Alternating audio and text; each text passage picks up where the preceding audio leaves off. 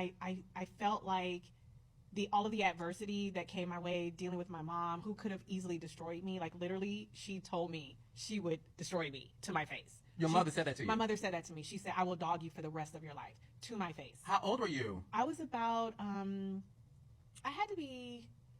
was when I was hiding in my mother's closet. I had pre-recorded something because she wouldn't talk to me, and I was trying to get her to speak to me.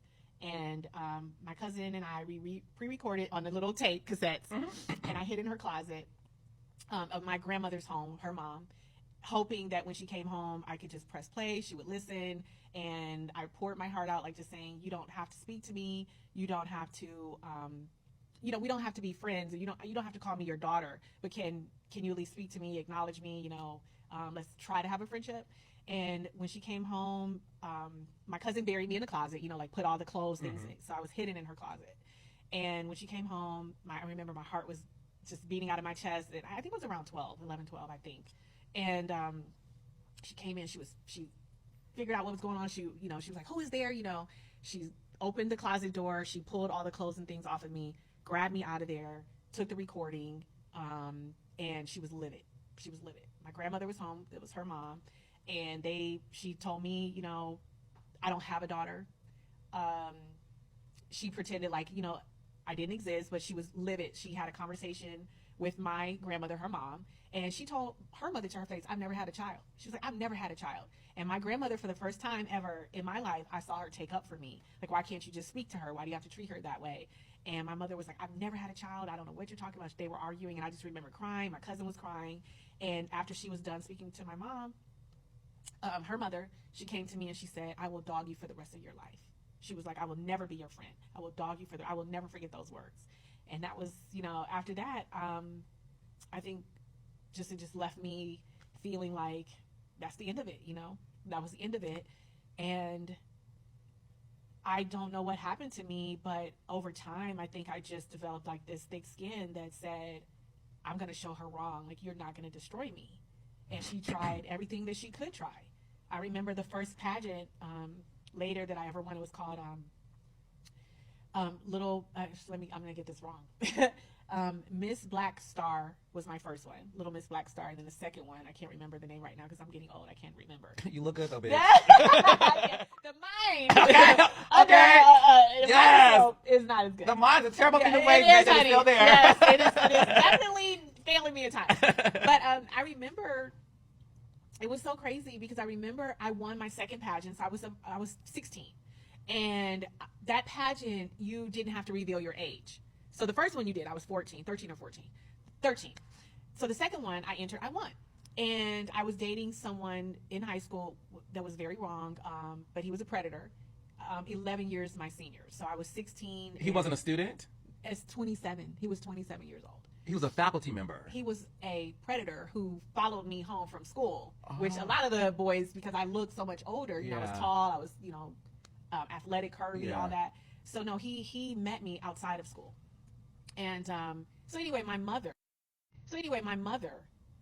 was calling the pageant director and was telling her I was an alcoholic, I was dating this older man, I was all of these horrible things, and that I should not be her beauty queen. I was a horrible representation.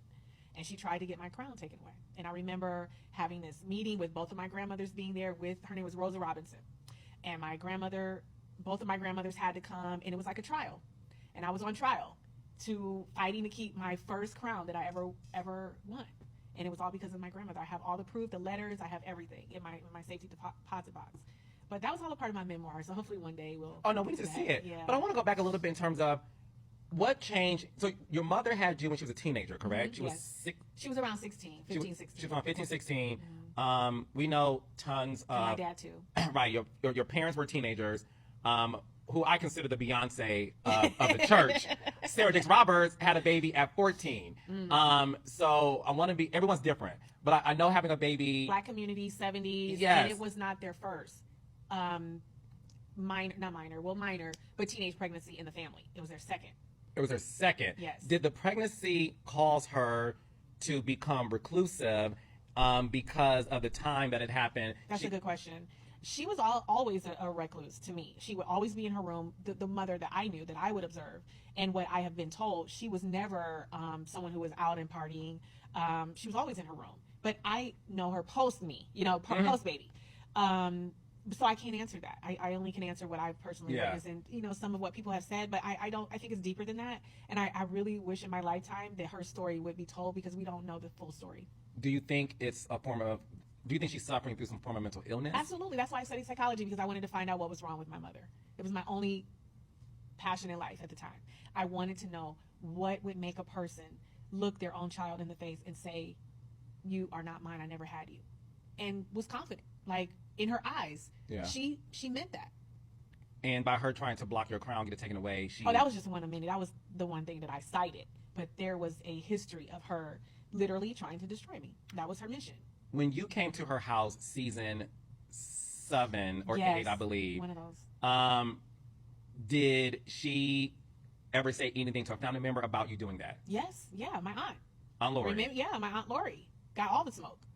Yeah. She basically, and as you saw, my Aunt Lori agreed with her. Like, just leave her alone. That's her house. She doesn't want to have a relationship with you. She doesn't have to. And the viewers 100% loved Lori. After that scene, they were like, they hated her. Not hated, but... No, they were disappointed. They were disappointed because it's like, how are you going to tell this child that she cannot seek a relationship or answers from her own mother?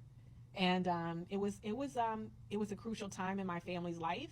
And I've always felt that nobody was ever on my side. No one ever fought for me. The child. Oh, Oprah? Like, no. No, the thing is this. As you do that, I want to say this for the record, and I want to say this on the record. This is the Kenya who I know. This is the Kenya who I talk to. You and I have tons of fun, shade conversations. The majority of our conversations, I know you're vulnerable. And the reason why I'm going to say it. I love to laugh. I'm a happy person. But bitch, when you come for me, now you're challenging me, and now I have to fight. And I will give you everything that I have. And sometimes that is perceived as evil, or because my rebuttals are always so lethal that they forget about what the other person did to me. But when you forgot, this person literally just tried to spit on me, or this person just tried to kill me, or this person just said the most horrible things to me, all you can see is the strategic or the way that I respond. And it's not fair, because they just forget about what people have done to me, and it's not nice. Do you think a lot of that has to do with colorism? You are a chocolate black woman. I know that's come up a lot as of late, and I definitely see that there is a choice being made, and how to respond to people that look like me. Candace Dilla Bassett. Yes, chocolate girl. Chocolate. Yeah. Undeniably chocolate. Candace, a wordsmith, smart, a pageant girl. Yes. Read the girls for Phil. Yes. And all of a sudden, they want her out. Yeah. You also. They can't take us. Yeah. It's unfortunate, but I have seen a lot of that on these shows. I have. It's not a lie. It's not made up. It's not a perception. It is a reality. Speaking of reality, you